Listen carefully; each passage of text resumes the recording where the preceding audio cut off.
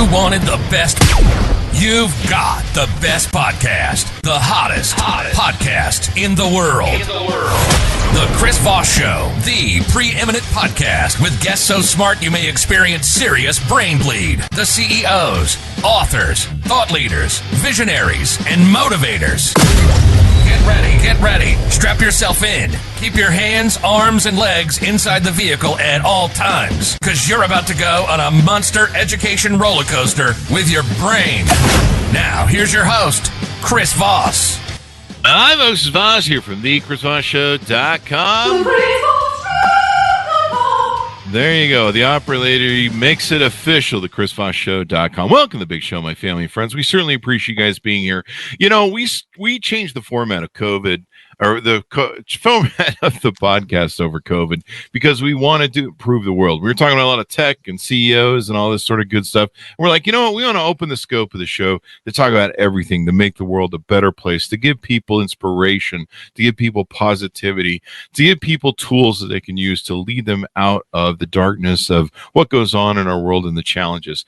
And I can't think of a more challenging time that we're currently going through right now, what we're seeing in our world and our news and everything else. But the beautiful part about the Chris Voss Show podcast, if I can do a little self-indulgent pitch here that helps others, is it gives you a respite from the world. It gives you a respite from the dark news, and it gives you tools. We give you advice. The authors that we have on, the people that we have on the Chris Voss Show, have all the different aspects that they bring to you from all walks of life to help improve your life, make it better, improve the quality of the life around you, and hopefully all give us, different things that we can utilize to make the world a better place, and to hopefully leave the world a better place behind us. So I hope that you recognize that, those of you who tune into the Chris Voss Show, and some of the new people that are always tuning in, especially coming in from the LinkedIn newsletter. We hope that you recognize that, because that's what the show's for. We are a respite and a bulwark against the evil and the darkness that's in the world, and hopefully we're a positive light and inspiration to you. And if not, send me an email and tell us how we can do better. We have an amazing guest on the show. She's an author, as always. We have these amazing minds for 15 years. We brought you the CEO, the billionaires, the astronauts, the Pulitzer Prize winners, all of the smartest people on the planet, and none of them are me. That's why we have them as guests on the show, because they're the people who bring the show up. She's the author of the latest book that came out August 7th, 2023. On second thought, maybe I can. Debbie Weiss is with us on the show for her book, and I love it. It's a memoir of her life, a transformational story of overcoming obstacles and living out your wildest dreams. Although my psychiatrist and the judge says I can't live out some of my wildest dreams, but that's for another episode. We'll talk about that another time. Debbie Weiss has over 50 years of experience in dealing with some of life's toughest challenges. She is an expert in chasing her own dreams in spite of her circumstances. She is the best-selling author of the memoir On Second Thought, Maybe I Can, as well as an author in the Amazon bestseller collaborative book Heart Whispers. In addition, she is an entrepreneur running both an insurance agency and her online store, Sprinkle of Hearts, and host of the Maybe I Can podcast. She's an inspirational speaker, family caregiver, and mother, which is probably, the greatest job anyone can do in this world. Debbie has overcome her own limiting beliefs and fears, allowing her to begin to live her best life, and her life's passion is to help and inspire others to do the same. She's a best-selling author of the memoir. In her spare time, she loves to laugh, dance, read, and stay active. And now she's going to be doing all that on the Chris Voss Show. Welcome to the show. Debbie, give us your .coms. Where can people find you on the interwebs? Sure. It's DebbieRWeiss.com. The R, very important. Otherwise, you wind up on a realtor. You got that competition going, huh? Oh, yeah. She's got that website probably, I guess, when URLs first started to be for sale. Yeah, I've had the same problem with 2 or 3 Chris Vosses. There's a few of us that are out there. So give us a 30,000 overview of your book that you just put out. Sure. So it's my memoir. It's a story about stopping using your circumstances to rule your life. So I had a victim mentality. I had a lot of limiting beliefs, felt like my life was really rough and it was unfair. And because of that, it was what it was, and there was nothing I could do about it. And then I had an epiphany and realized wrong. We all can do something. We can all be in control of the path of our lives, regardless of our circumstances. And so the last half of the book, or the last third of the book, I should say, talks about that transformation that I'm still on, and we're all still on, that has been happening since my epiphany about 10 years ago. Wow. And you had this epiphany when you turned 50, and you decided that would change your life. Give us a lead up to that. What was your journey like through life? What were the paths you were taking, and some of the different obstacles you overcame? So I became a caregiver to my father when I was 17. He had a massive stroke. He was only 45, and he survived. My parents soon were divorced, and my dad never lived with me, but luckily he did survive for 30 years, and I was his main person. So I was in charge of his money and his shopping and where he was going to live. And, in my 20s, I learned all about private disability and Medicare and Medicaid and all of these things. And, that's not what my friends were doing at 25 years old. Yeah. Yeah. You had to grow up fast. Very fast, and have that role reversal. I think when we're in our 40s and 50s, we expect to, now all of a sudden we're more of the parent to our parents and they're the child. But I lost my dad in that role at a very young age and had that switch. And, after that, I struggled with infertility. I had, a whole bunch of things. But when my oldest son was born, he was diagnosed on the autistic spectrum when he was 2. And then that led to, years of trying to figure that out. And then more recently, my husband, who had suffered from mental illness, depression, and anxiety, but it never affected his life.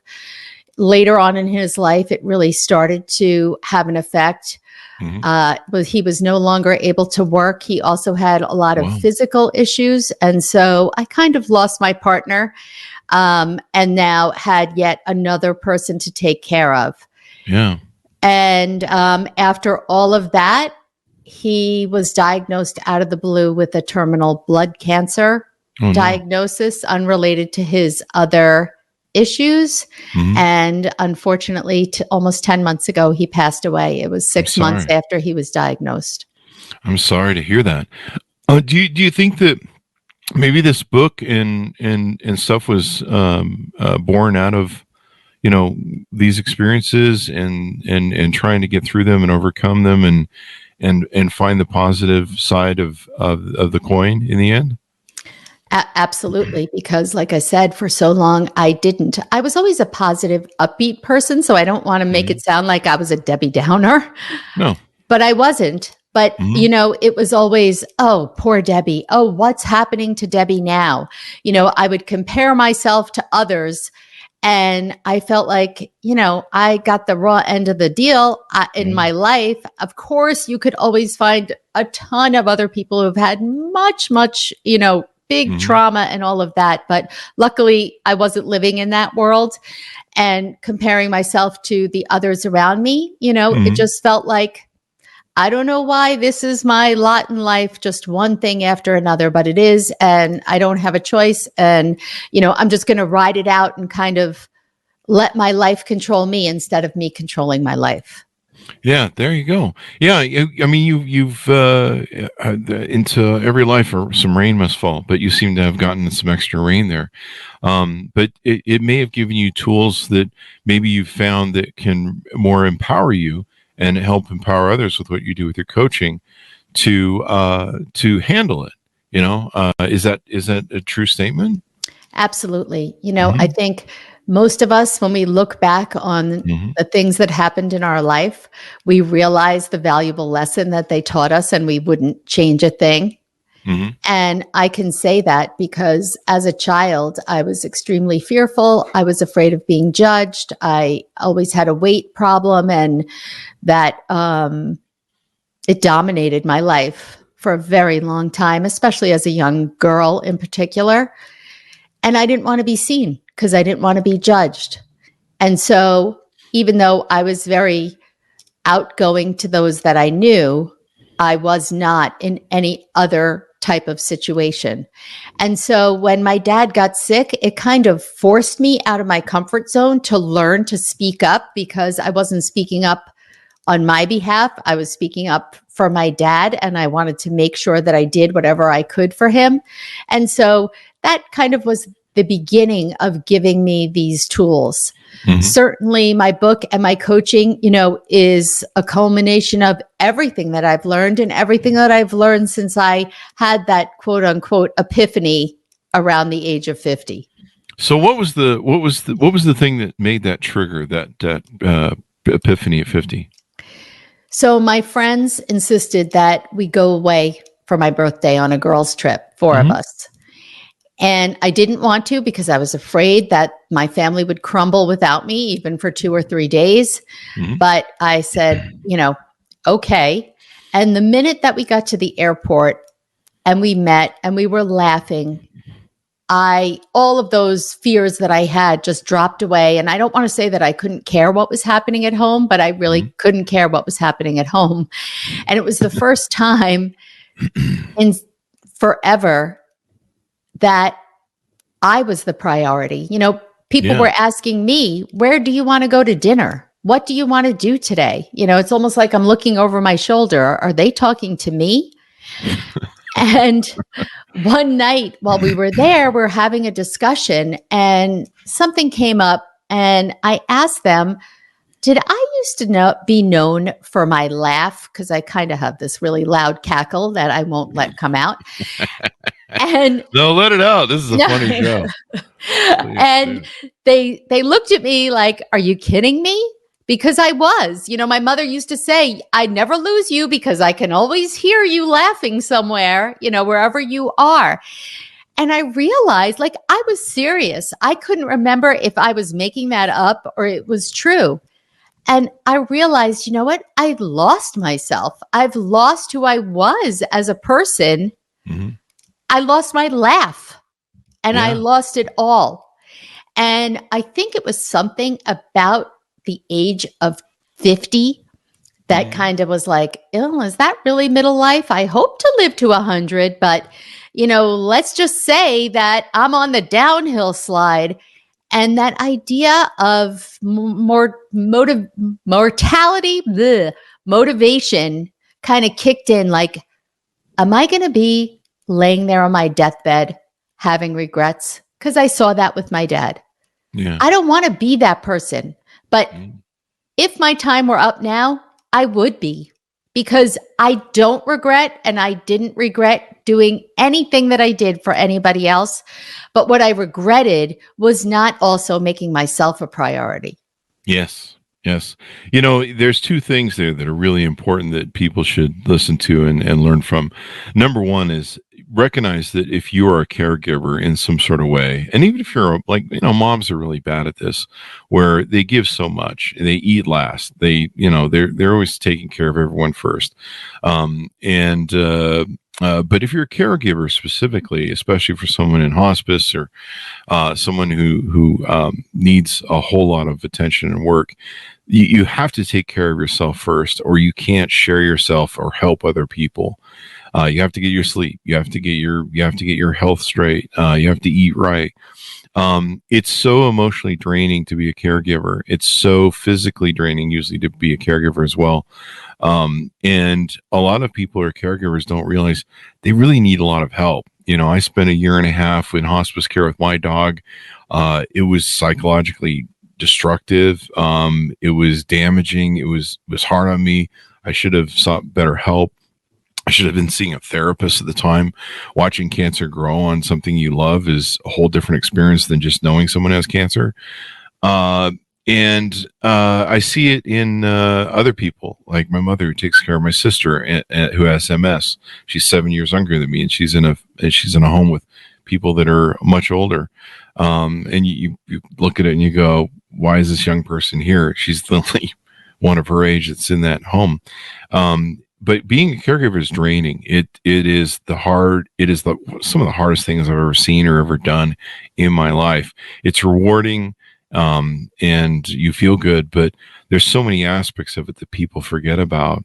And then I think the other second point is at 50, I think you kind of realize you're either halfway through the football game, if you don't mind the sports analogy, Not at or all. game, if you would call it anything. You're halfway through the bachelor rounds, yeah, and you realize that the maybe the second half is shorter than the first half, and that you're running out of time. And I think also at 50, you kind of look back, because I had the same sort of epiphanies around 50. You kind of you reach a point where you can go, all right, let's look back at what do we do? And you start to see the patterns. You start to see, oh, wow, okay, that childhood trauma there. I've been dragging that through the detritus for 50 years, and I can see the whole pathway of dragging the anvil through everything. And maybe I should dump that thing. And so I think those are two things people really need to recognize from the story you tell. Does that sound about right? Absolutely. Absolutely. And let me just interject. JETS, Jets. You can talk about football anytime you want. Okay. Go Jets. The Go Jets. If we could bring back, who is the great Jet in the quarterback in the 70s? Oh, Joe Namath. Joe Namath. I grew up in the 70s, and I've always been a Raiders fan, but he was so freaking epic. He was just such a great, just on and off the field. What a guy. Exactly. Yeah. I think he was probably one of those like first big football personalities, right? That overtook with his commercials and stuff. Yeah. It wasn't the fur coats, I think it was. Yeah. He was just so over the top. It was a great era of football. Yeah. So people need to understand that self-care is so important, and that principle of you can't give to other people, you can't help other people unless you take care of yourself first. And you need timeouts too if you're doing self-care. And how was your relationship with your mother? How supportive was your mother, if you don't mind me asking, in you ending up being the caregiver for your father?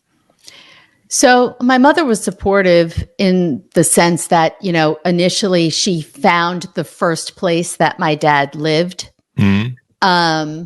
She was supportive in the sense of like on holidays, if I wasn't with him, he would be left in, actually similar to your sister. He was living in those kinds of facilities in his late 40s, and everybody else was in their 80s. Mm-hmm. And, so she was very supportive in that regard. But, I think,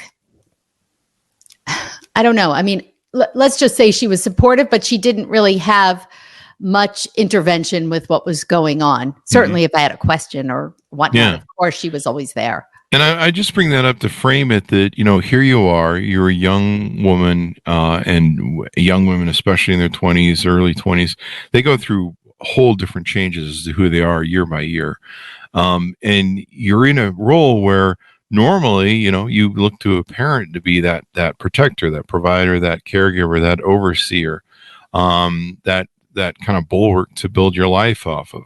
And here you're thrust into, and this happens with a lot of young people that end up being, having to grow up early or being a parent early, is they kind of lose that portion of their childhood. They kind of lose that building of themselves and understanding themselves and care for themselves as well. And so it's a tough position to be in, because you're not always emotionally equipped at that age to deal with all this sort of stuff. You're still trying to figure out your own world. Exactly. Yeah. My dad met a woman when he was living at that first place, and I knew that the woman was just trouble. She thought my father had money. He had no money. Wow. My father winds up marrying the woman, moving out of the place that my mother had to, back then, this is like mid 80s.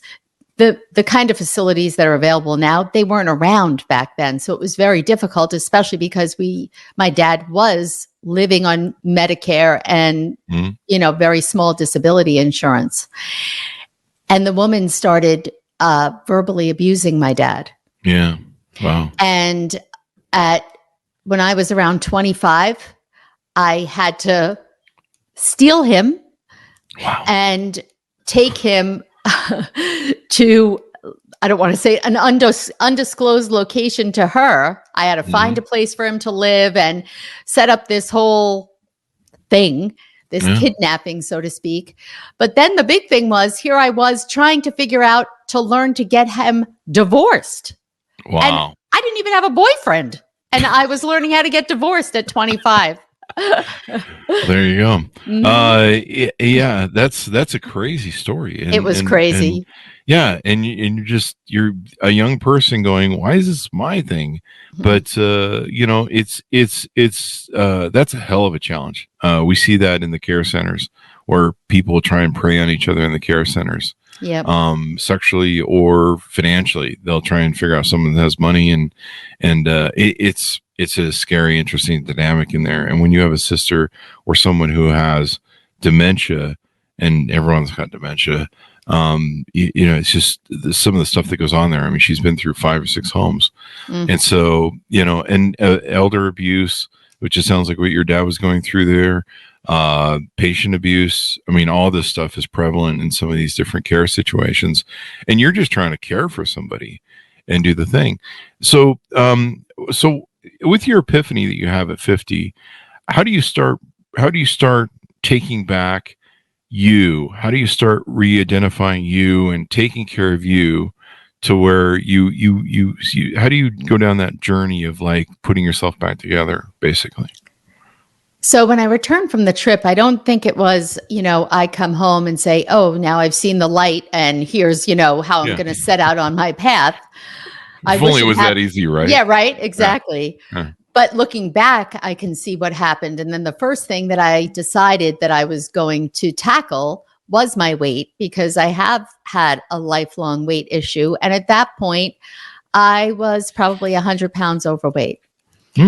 And so what I did was, for the millionth time, I went back to Weight Watchers, which, I've tried all diets, just like many of us. And for whatever reason, that's what had worked for me in the past. But this time I changed my mindset, because I used to always go and say, okay, I have to lose 25 pounds in 3 months, or by the summer, or by this wedding I'm going to attend. And if I don't, I'm out. And I could see how well that served me at 100 pounds to lose. So instead, this time I said, the only goal that I have is attending a meeting every week. That's it. Nothing else, nothing about my food, nothing about how much weight I lose. I am just going to show up. And that's what I did. I really didn't lose much weight. But once I got that down, then I added the next layer. Okay, 50% of the time, I'm going to track my food, or whatever it was. And just slowly building. And I'd watch other people. They're like, it was hard, because I'd go to these meetings and they're like, I lost 30 pounds in 4 months. And I'm like, well, I lost 3 in 6 months. I describe myself as a turtle, although I can get up off my back. But I was, slow and steady wins the race kind of thing.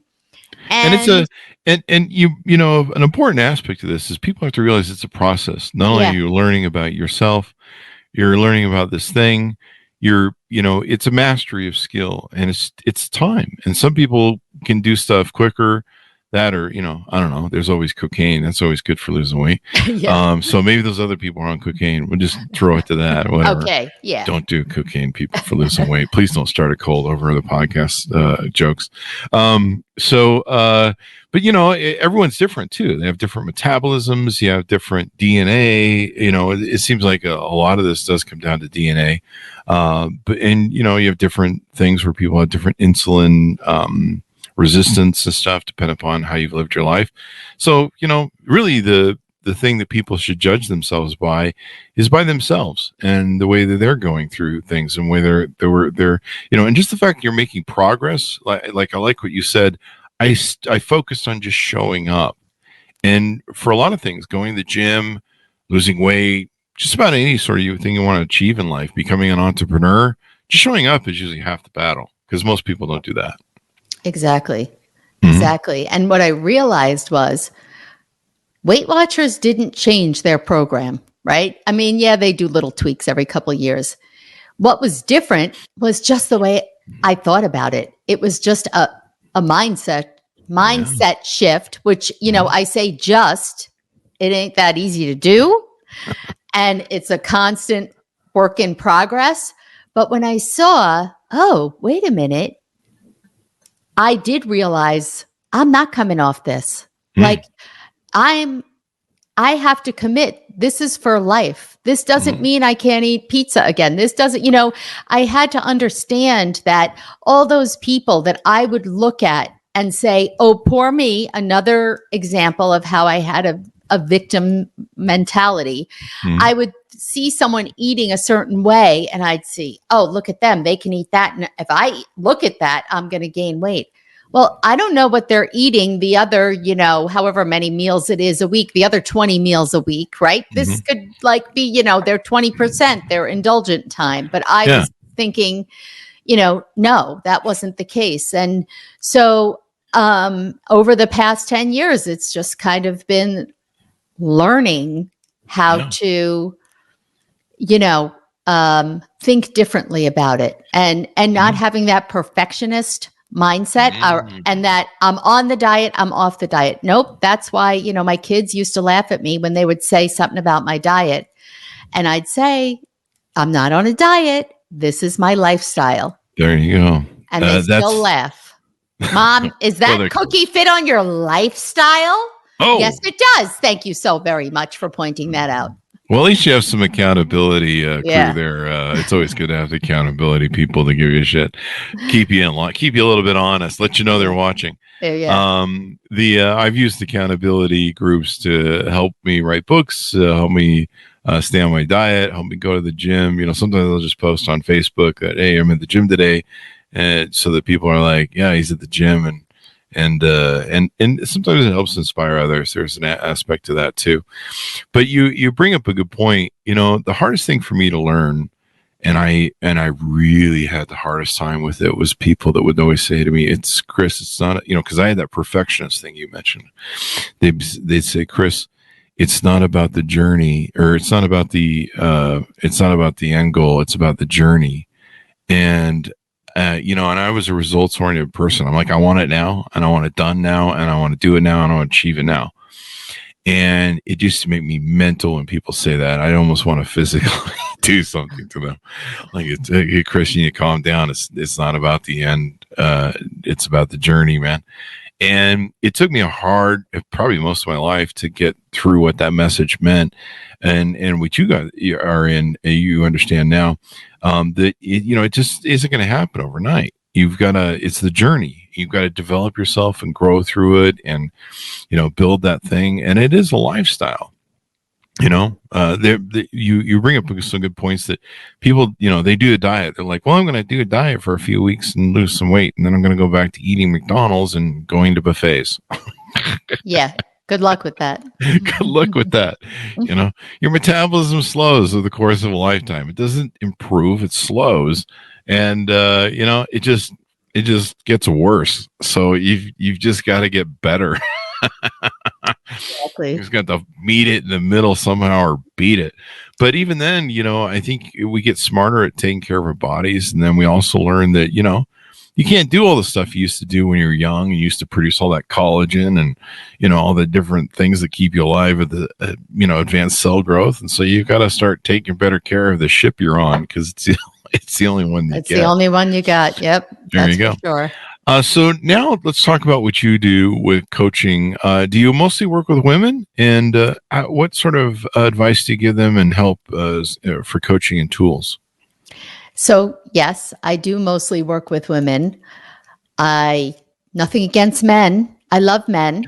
I live in a family of men.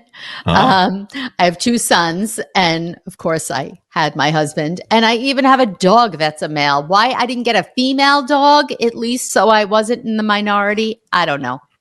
But so yes, I do work with women, and I help them. We each have to discover. I didn't even understand what the term limiting beliefs was, until I entered this world. I my target are really women who are just learning what personal development is. Like, I just thought that that was a bunch of mumbo jumbo that no people, only a certain type of person paid attention to. Not really realizing how life-changing it is to learn some of these skills. And I think what we do have to understand is that we are all born with these limiting beliefs, and we need to kind of explore them and understand them and figure out a way to flip that switch on those beliefs. And then to discover, I didn't even know, okay, well, what do I want to be, do, have when I grow up? And I'm 50 something and I had no idea. We're always evolving. And so we're different people. Although I have to say that as a child, I always wanted to be a teacher. And my mother was a teacher, and she was not meant to be a teacher. But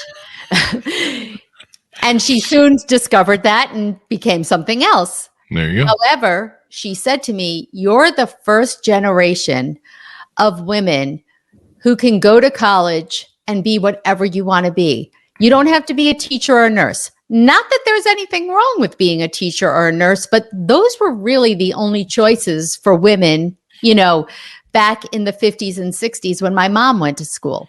And so she kind of pushed me away from the teacher deal, and I became an accountant and then an insurance agent. And now I find myself, what do I want to do? What's coaching? It's teaching. And so it's interesting to me that, what I felt as a little girl really was what my passion and my purpose is. Maybe I'm not a classroom teacher, but now, I get to teach other women, how to find their passion and their potential and really figure out what is the life that you want. And the accountability piece that you spoke of, to me, I don't know if I could have accomplished anything that I have without having somebody hold me accountable. And it's just, there's something different. There's something different, just like you said, even if it's posting in a Facebook group or on your Facebook page, saying it out loud. I remember when I don't want to even say this because I'll get booed, but I was a smoker back in the day. It wasn't like it is now. And I loved it. Yeah. And I didn't want to quit. Everybody else, it was like, oh, and now it had become, like, oh, this is really no good for you.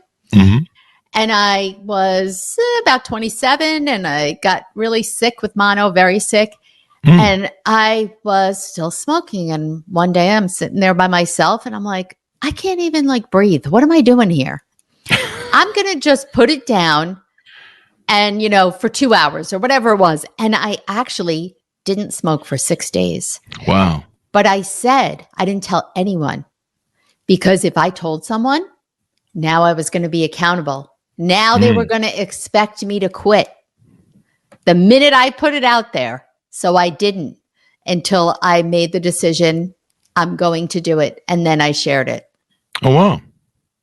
There's some people that tell people what they do, and there's some psychology that when people tell others what they do, their brain thinks they've completed it. It's kind of weird. I read some sort of paper on that one time. It was kind of interesting.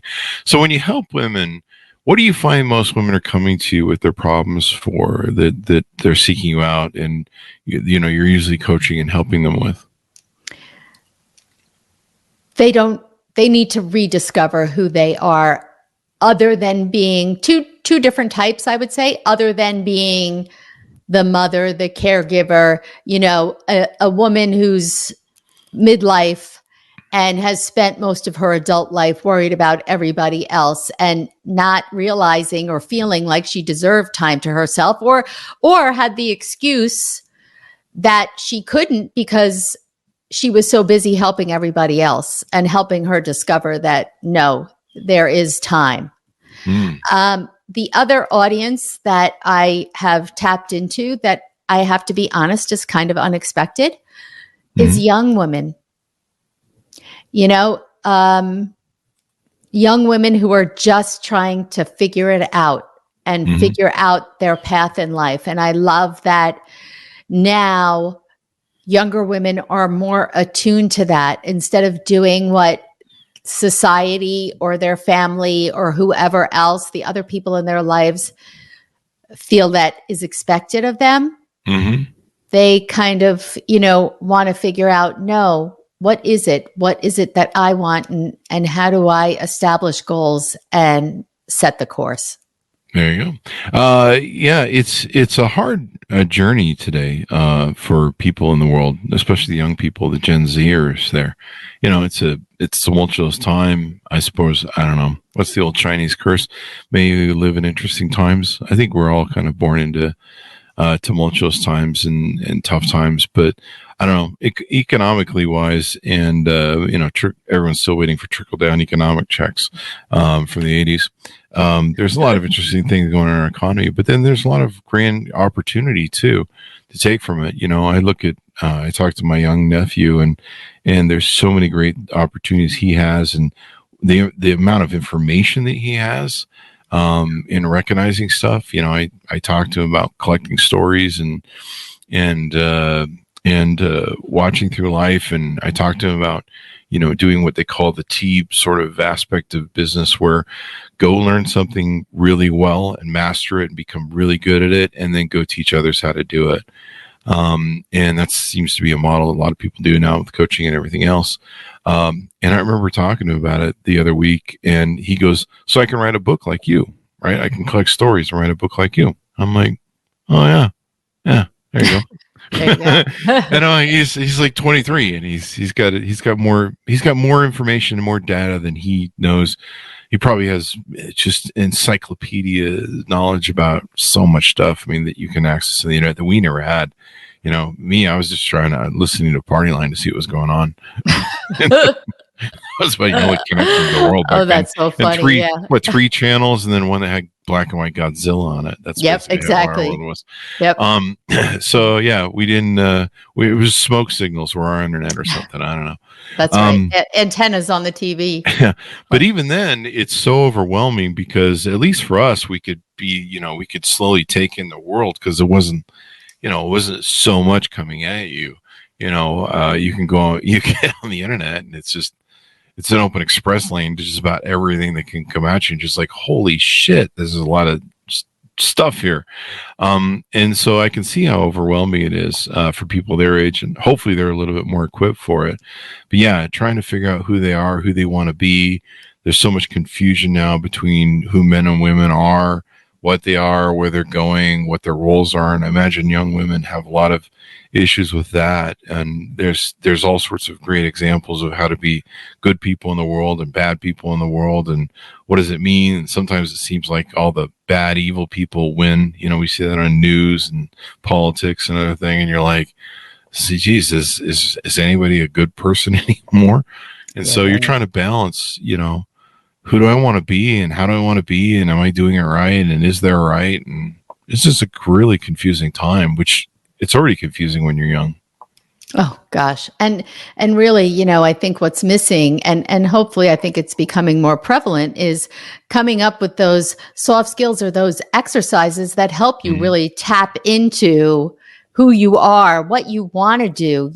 My youngest son is actually a junior in college, and he is, he's got his eye on a prize that I think he's trying to fit himself into a mold that he feels, not me, is expected of him, or that will serve him best, maybe financially moving forward.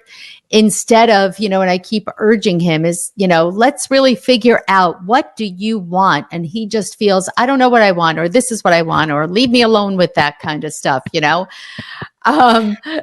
So I feel like saying, no, you're not going to be a good example for me if I'm supposed to be, a coach that's helping transform people, and you're going to go out and do something that I don't know if it feeds your soul, but I guess we'll see. Because you know what? I've kind of resigned myself. That's how you learn. You can't tell anyone what to do, right? He has to experience for himself. And maybe that is, his direction is the right path for him.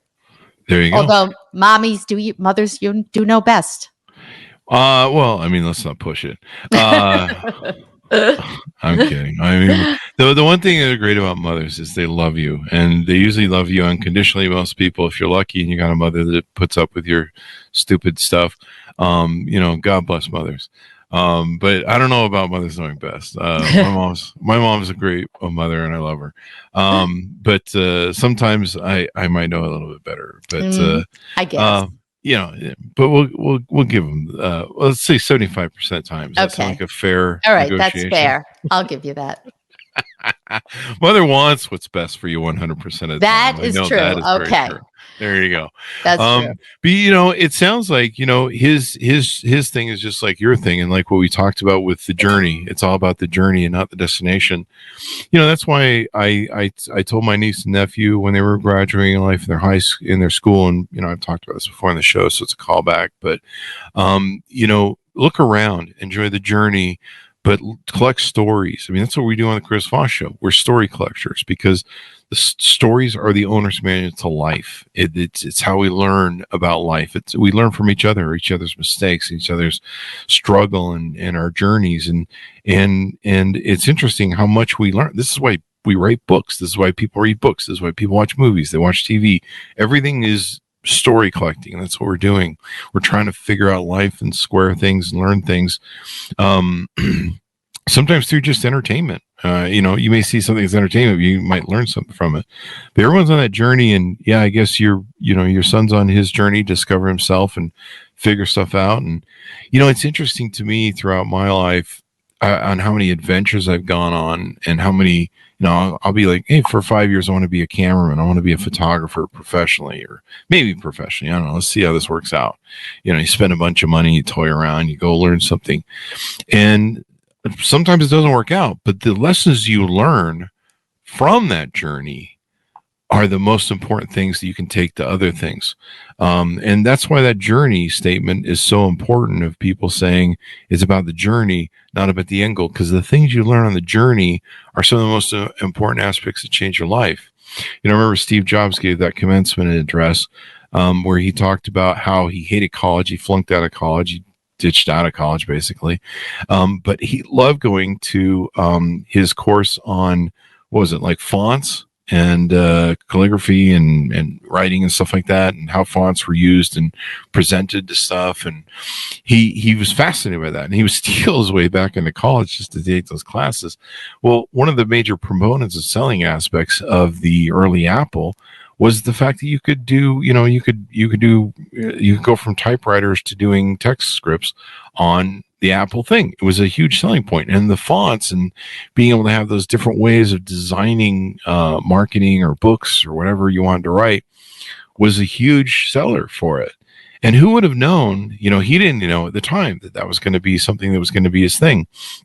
I never knew that all my stupid stories through life would make a book, or future books that I'm currently working on right now. And so it's all about that journey. So I think that's a real important aspect to people, what they can learn, and especially helping people through their life and what they want to accomplish with your coaching.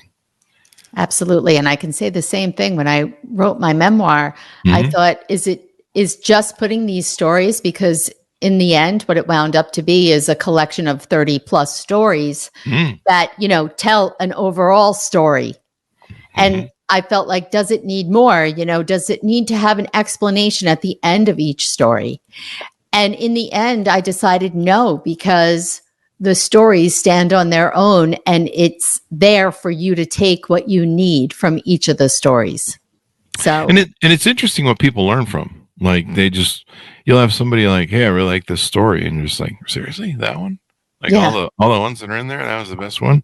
But it's what identifies with them. It's kind of like when artists write music and lyrics and stuff, and people, interpret them all different sorts of ways, but it's applicable to them, and it helps them. I've heard some people, say things about a song or a story or a lyric, and they're just like, yeah, that's about this. And you're like, that's not really what it's about if you Google it on Wikipedia, but thanks for playing.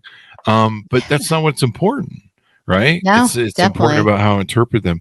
I've shared stuff about things that all of my different journey on Facebook and social media, and a lot of people, it's I've had people say, "Wow, I didn't."